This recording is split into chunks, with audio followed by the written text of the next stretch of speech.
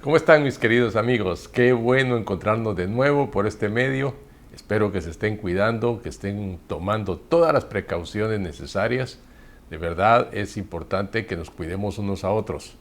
Animémonos, impulsémonos, alentémonos y estemos atentos en qué está pasando con todos los demás. La Biblia nos anima a tener un mutuo amor y a cuidarnos y alentarnos a las buenas obras. Así que estemos pendientes unos de otros. Quiero pedir mil disculpas, la semana pasada fue el Día del Padre, a mí se me pasó por alto saludar a todos los padres de nuestra iglesia y a todos los que nos ven por este medio. Dios los bendiga, Dios los guarde, especialmente los padres responsables que se han hecho cargo de sus familias y que están al frente como tremendos líderes que están llevando a esta generación sobre sus hombros y siendo buenos ejemplos. Dios los bendiga, Dios los guarde, Dios los prospere, Dios los aliente, Dios les dé nuevas fuerzas. El día de hoy quiero compartir una palabra, un principio, como siempre lo hago todas las semanas, y quiero hoy hablarles acerca de explorar la brecha. Y la brecha es el espacio entre donde estás hoy y donde quieres estar mañana o en el futuro. Alguien decía que si te puedes parar en el espacio por un momento, una puerta nueva se va a abrir. Y esto es una realidad, porque es un principio bíblico. La Biblia dice que Él va a abrir puertas nuevas donde no las hay, que Él va a abrir brecha donde no hay, que Él va a hacer que aguas corran en el desierto. Entonces, yo quiero animarte a que reflexiones un momento en la situación que estás enfrentando. Creo que todos estamos ante una situación bastante incierta, bastante dudosa con respecto al futuro. Pero eso no debe impedirnos pensar que nuestro Dios sigue sentado en su trono. Entonces debemos preguntarnos, ¿cuáles son los mayores obstáculos que enfrentamos? Y anótalos. ¿Cuál es el mayor obstáculo que tú especialmente estás enfrentando? Cuando tú tienes ante tus ojos los obstáculos que estás enfrentando, entonces ya sabes cuál es el enemigo a vencer. La segunda pregunta que debes hacerte es, ¿cuáles son las barreras para que yo alcance el éxito en medio de esta situación? Y escríbelas. Determina cuáles son. Y determina también trabajar sobre eso. La tercera pregunta que debes hacerte es, ¿dónde tú encuentras mayor resistencia? ¿Qué es lo que te está provocando mayor resistencia a ti en la búsqueda de una solución? Y trabaja en eso también. Hay cosas que muchas veces nos ofrecen mayor resistencia, pero quizá es por ahí donde Dios quiere que nosotros trabajemos para encontrar la salida. No siempre es el camino más fácil el que nos va a dar la respuesta. Y por último, ¿cuáles son tus mayores miedos? Normalmente el miedo aparece para paralizarnos, para detenernos. Entonces escribe cuáles son tus mayores miedos. Y cuando tengas todas estas respuestas sobre qué miedos son los que estás enfrentando, preséntaselos a Dios. Trabaja tus miedos delante de Dios y luego enfréntalos. Te vas a dar cuenta que muchos de estos miedos solo están en tu cabeza. Muchos de estos miedos son irreales. Muchos de estos miedos te los has imaginado. Entonces, trabaja en ellos y vas a ver cómo la brecha comienza a acercarse más hacia donde tú quieres llegar. Entonces quiero animarte que una vez que tengas todas estas respuestas a estas preguntas, tú las traigas delante de Dios, ores sobre ellas y comiences a trabajar en ellas. Esta semana es una semana clave para que tú trabajes sobre este asunto. Así que no te desesperes, más bien trabaja sobre la espera. Que Dios te bendiga. Oro para que el Señor te abra puertas, te dé salidas, te dé nuevas ideas, incluso te haga ver puertas donde parecía que no hay. Y estoy seguro que Dios va a proveer todo lo que te haga falta. Ninguno de nosotros, mis amados, va a haber escasez. Dios tiene cuidado de nosotros. Los bendigo en el nombre de Jesús y clamo porque el Señor les provea todo lo que sea necesario para este tiempo. Y quiero agradecerles su fidelidad hacia Dios, enviando sus ofrendas, sus diezmos a la cuenta que aparece aquí abajo en la pantalla. Gracias porque nos están ayudando mucho para poder solventar los compromisos que tenemos como iglesia. Muchas gracias. Y también con eso estamos ayudando a otros hermanos que también están pasando necesidad. Gracias, de verdad. Esto nos ha bendecido poder extenderle la mano a otros también. Dios los bendiga y seguimos adelante.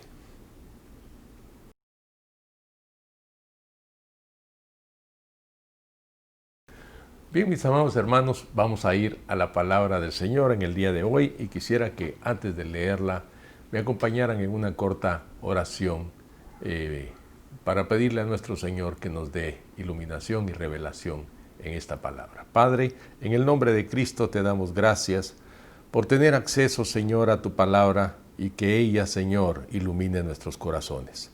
Queremos, Señor, como dice tu palabra, que la multitud, Señor, de tus palabras nos ilumina, nos da luz, nos alienta. Gracias, Señor, porque lámpara es a nuestros pies tu palabra. Gracias. Señor, que esta mañana esta palabra nos traiga abundante sabiduría. Te lo pedimos en el nombre de Cristo. Amén. Bien, mis amados hermanos, hoy quiero compartir una palabra que está contenida en la carta a los Filipenses. La verdad es que está en toda la carta, pero quiero concentrarme en los versículos del capítulo 4, versículos 4 al 7, y dice: regocijaos en el Señor siempre, otra vez os digo, regocijaos. Vuestra mesura sea conocida de todos los hombres, el Señor está cerca. Por nada estén inquietos, sino que sean presentadas vuestras peticiones delante de Dios mediante oración y ruego con acción de gracias. Y la paz de Dios, que sobrepasa a todo entendimiento, guardará vuestros corazones y vuestros pensamientos en Cristo Jesús. Sabes, esta es una de las cartas que el apóstol Pablo escribió desde su prisión en Roma. Lo asombroso de ella es que el tema dominante que encuentras dentro de ella es acerca del gozo, un gozo permanente en la vida de uno que ha aprendido el secreto de mantenerse gozoso. No es un gozo que depende de las circunstancias favorables, sino de la relación estrecha con el dador de la vida. Sabes, hay películas y hay libros que se venden por millones, que persisten en enseñarle a la gente en cómo alcanzar la felicidad. Y tristemente nunca la encuentran. ¿Por qué? Porque lo que están enseñando es a buscarla en cosas de esta tierra. Y el problema es que cuando creen haberla encontrado, cuando creen que ya la tienen en las manos después de alcanzar un éxito efímero, salta, como suele suceder en la vida, una circunstancia desfavorable que los vuelve a sumir en la tristeza, que los vuelve a sumir en la desesperación. Entonces, no es casualidad que el apóstol haga 16 veces referencia al gozo en esta epístola. Anima a los hermanos y creo que nos anima a nosotros ahora, 2000 años después, a mantener este gozo a pesar de las circunstancias adversas. Y déjenme decirles, mis queridos hermanos, que si en algún momento nosotros necesitamos una palabra sobre esto, es ahora. De verdad, este es un tiempo en que necesitamos aliento y necesitamos estar con un corazón gozoso. Y vamos a aprender algunas cosas sobre cómo tener esto. Pero antes, déjenme hacerles un poco de historia. ¿Quién era esta gente? ¿Quiénes eran los filipenses? Porque esta iglesia nació de una manera muy interesante. Fíjate que en el libro de los Hechos, en el capítulo 16, dice que Pablo, después de separarse de Bernabé, que tuvieron una diferencia, se une con Silas, un profeta, y ahí en ese lugar llama a Timoteo como compañero y comienzan el segundo viaje, el conocido como segundo viaje misionero de Pablo.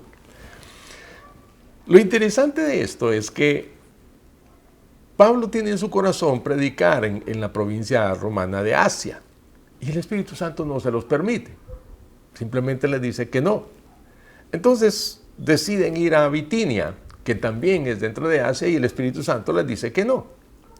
A mí me llama la atención que no es casualidad que Pablo es en sueños donde recibe la instrucción, porque cuando tú no sabes qué hacer, Y creo que muchos de nosotros nos hemos encontrado o nos encontramos en una situación como esa, que no sabemos qué hacer. No hagas nada. Pregúntale al Espíritu Santo qué es lo que tienes que hacer.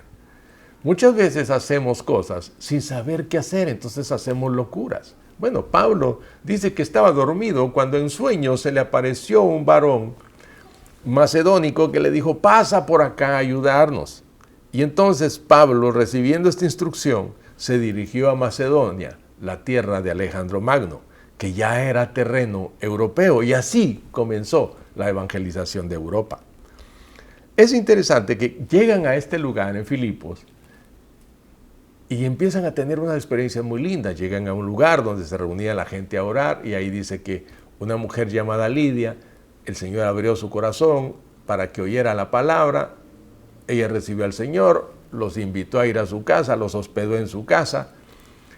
Parecía que todo se estaba abriendo muy bien, pero la semana siguiente ellos vuelven a ir al lugar donde se reunían a orar y aparece una mujer adivina empezando a decir cosas detrás de ellos, y entonces ellos le sacan el demonio a la mujer, y los patrones de la muchacha, los que ganaban dinero por las adivinaciones que ella hacía, resulta que se enojan y acusan a Pablo y a Silas falsamente con las autoridades, y los detienen y se los llevan a la cárcel, ahí los torturan y después los meten a un cepo.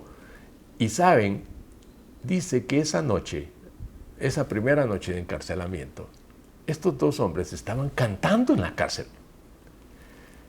Y vino un terremoto, y el terremoto rompió las puertas y las paredes de la cárcel, y de acuerdo a la ley romana, el carcelero, imaginando que todos los presos se habían huido, iba a suicidarse. Eso era la ley romana, él debía suicidarse por los presos que se habían escapado. Pero entonces Pablo y Silas le gritan, oye, no te hagas daño, ven que aquí estamos nosotros, y ahí estaban todos. Este hombre se sacude al ver esto y les saca del cepo, les cura las heridas, se los lleva a su casa y ahí termina de curarlos. Y ellos le presentan el evangelio a este hombre y a su familia, y en esa misma noche, dice, me imagino que de madrugada, la familia se convierte y en esa misma noche se bautizan. Y con esas dos familias, la del carcelero y la de Lidia, comienza la iglesia de Filipos. Imagínate tú. Esa iglesia es de la que el apóstol Pablo, cuando inicia su carta, les dice estas palabras. Mira qué lindo. Dice, estando persuadido de esto, que el que comenzó en vosotros la buena obra la perfeccionará hasta el día de Jesucristo. Él sabe que en ellos comenzó una obra real y verdadera, como la que comenzó en ti el día que conociste a Jesús. Es una obra real. Entonces, todo lo que sucede a nuestro alrededor tiene un propósito. No es una casualidad que nosotros estemos viviendo este tipo de cosas. Entonces Él les dice, hermanos, estemos gozosos. Ahora, quiero llamar tu atención a este otro detalle también. Esta carta, Pablo la está escribiendo desde su prisión en Roma.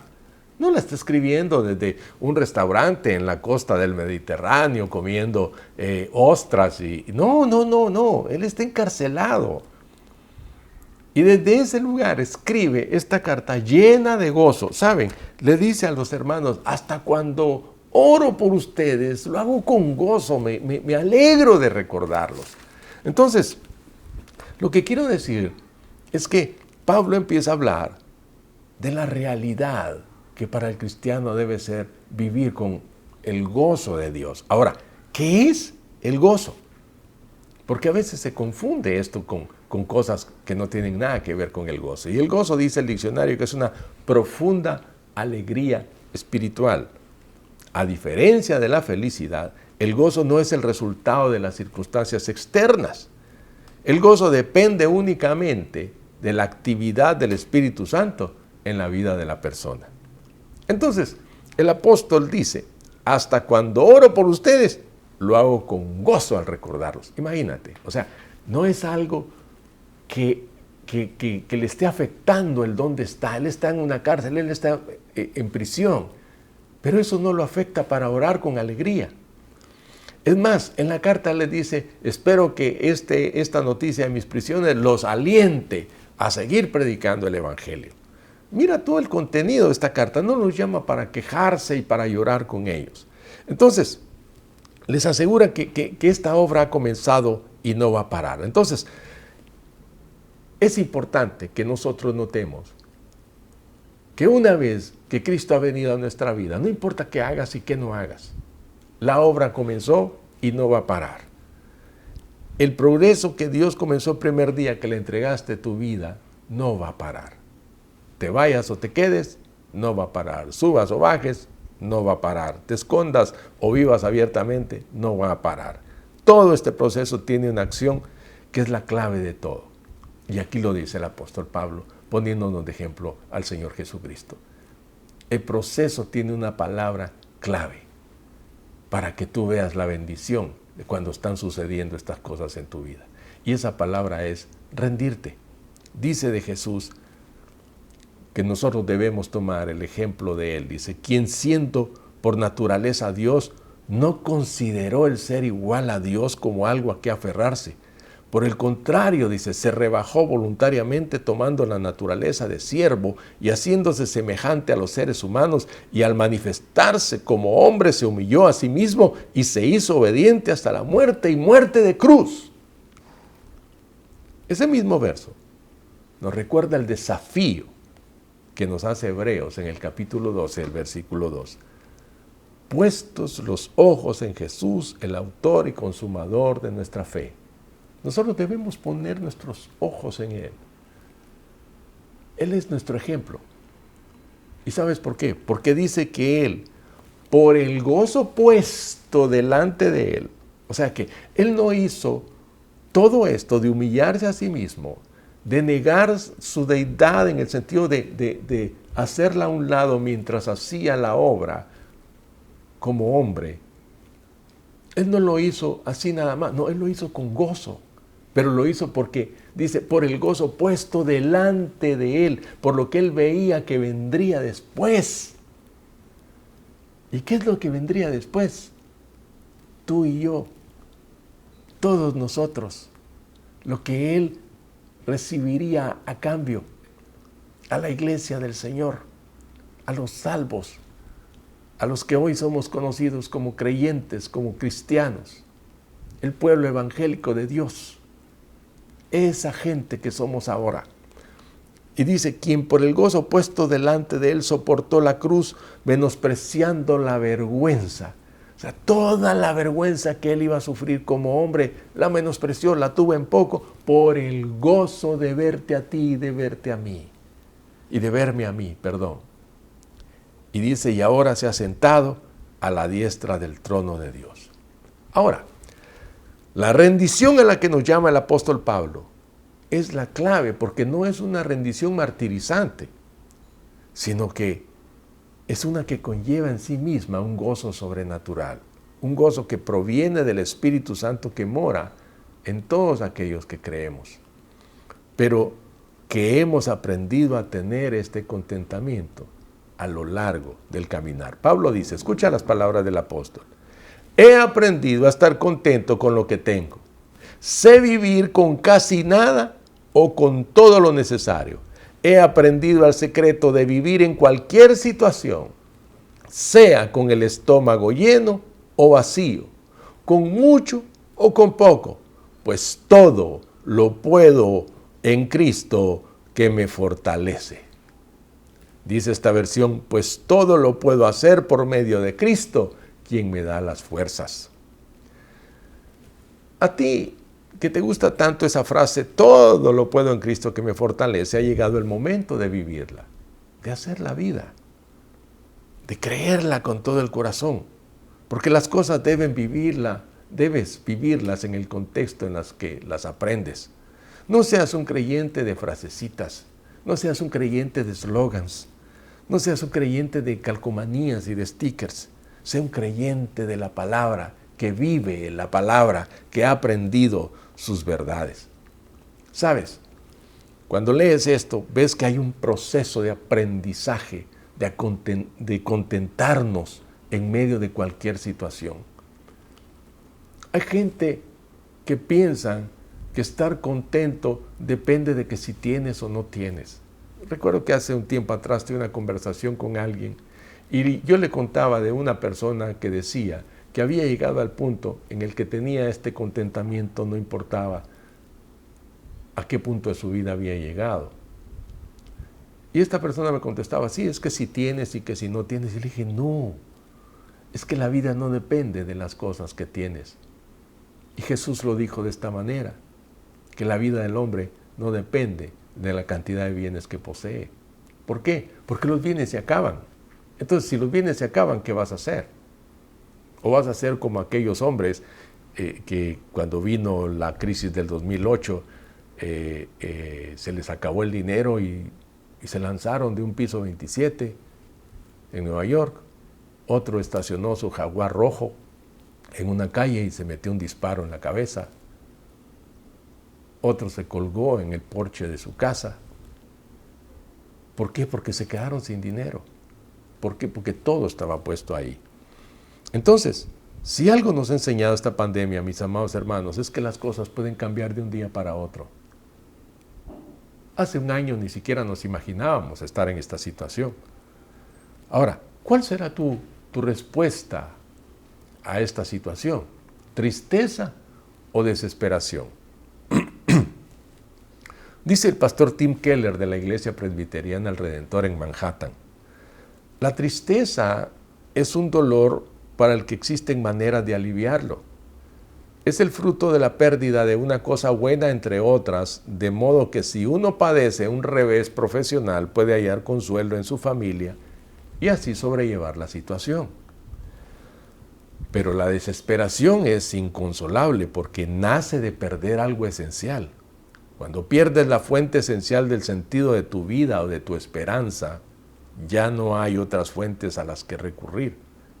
Esto quebranta nuestro espíritu. Mi pregunta para ti, en base a estas palabras del pastor Keller, es: ¿esta situación te ha llevado a perder la esperanza? ¿Estás en el punto de la desesperación?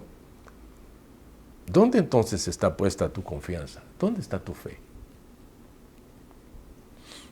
La orden del Espíritu en esta carta, para todos nosotros en este momento, en medio de esta crisis, en medio de esta pandemia, en medio de esta incertidumbre, es: regocíjense en el Señor siempre. Otra vez les digo, regocíjense, casi como por si no me oyeron bien, es: alégrense, regocíjense, manténganse contentos. Pero mira que no es un regocijo loco, un regocijo como el de un loco que se ríe sin razón, sino un regocijo con sentido, con razonamiento, sabiendo que aquel que nos llamó es fiel, sabiendo que nuestra vida no camina a la aventura y a la deriva, no, que aquel que nos ha tomado para Él está llevando a cabo su obra en cada uno de nosotros hasta el fin. Mis amados, esto no ha terminado todavía. Las circunstancias cambiaron, pero Él no ha cambiado. Él sigue sentado en su trono. Para ti y para mí, dice el apóstol Pablo en esta carta, el vivir es Cristo. Entonces sirvamos a Dios y a otros con gozo, con alegría. Tengamos mucho gozo en el creer, creamos con alegría. No creamos con tristeza, cree con alegría. Siéntete gozoso de poder creer, siéntete gozoso de tener fe, siéntete gozoso de tener en quién confiar, que tu confianza está puesta en el Dios Todopoderoso, en aquel que tiene el universo y tiene el mundo en sus manos, y nada de lo que suceda en Él está ajeno a su control. Permanezcamos alegremente esperando su regreso. Pero no desesperes. Sí, puede haber tristeza, pero si tú vienes, puedes hallar consuelo en Él. Porque podemos estar tristes, pero no abatidos, no desesperados. Así que te animo hermano, te animo hermana, te animo a que ahora levantes tus ojos y veas que al suceder todas estas cosas, tu redención está cerca, que estamos cerca, más cerca de ver al Señor. Entonces, animémonos unos a otros con estas palabras. Animémonos a estar gozosos, a estar contentos. Quiero orar hoy por ti para animarte, para alentar tu corazón, para que dejes de ver tanto las circunstancias y comiences a ver a aquel que te llamó de las tinieblas a la luz, a aquel que sufrió tal contradicción de pecadores para ir a la cruz y pagar por tus pecados y traerte a libertad. Cierra tus ojos, que voy a orar por ti. Padre, en el nombre de Jesucristo, me uno con mis hermanos, Señor, como uno más, para pedirte, Señor, que tú nos ayudes en este momento a que nuestras miradas no estén en el suelo, no estén en las cosas de esta tierra, sino que nuestros ojos se levanten y miremos en las cosas de arriba, donde está Cristo sentado a la diestra del Padre, Señor. Padre, que nuestra mirada esté en las cosas de arriba, Señor, en las cosas de arriba, Padre. Que nosotros podamos ver con esperanza, Señor, lo que está sucediendo. Que todo lo que sucede a nuestro alrededor, Padre, podamos nosotros concebirlo en nuestro corazón, Señor, como parte del proceso en el que tú nos estás enseñando a tener contentamiento en medio de toda circunstancia. Que podemos confiar, mi Señor, podemos confiar, no importa cuál sea nuestra situación, en que tú, Señor, nos tienes tomados de la mano. Padre, bendigo a cada familia que está aquí oyéndome, Señor, y que está representando a una familia también, Señor. Te pido en el nombre de Cristo, los bendigas, los llenes de tu favor, los llenes de fortaleza, en el nombre de Jesús. Gracias te doy por cada uno de ellos, los bendigo en el nombre de Cristo. Amén. Mis amados, Dios los bendiga, Dios los guarde. No dejen de cuidarse, no dejen de tener cuidado unos de otros, estemos pendientes unos de otros y nos vemos por aquí la próxima semana. Les abrazo, les amo con todo mi corazón y clamo a Dios que Dios les cuide, que Dios les guarde y les bendiga siempre. Amén.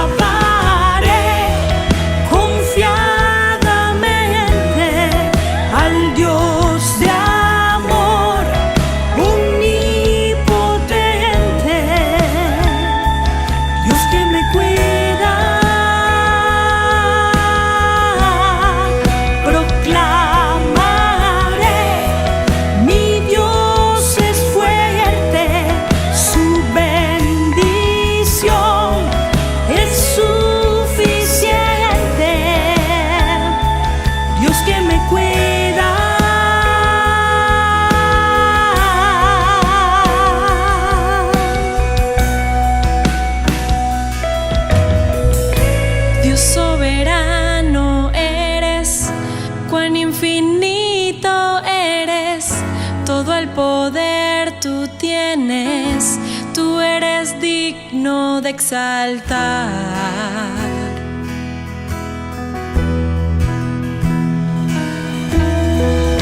Dios soberano,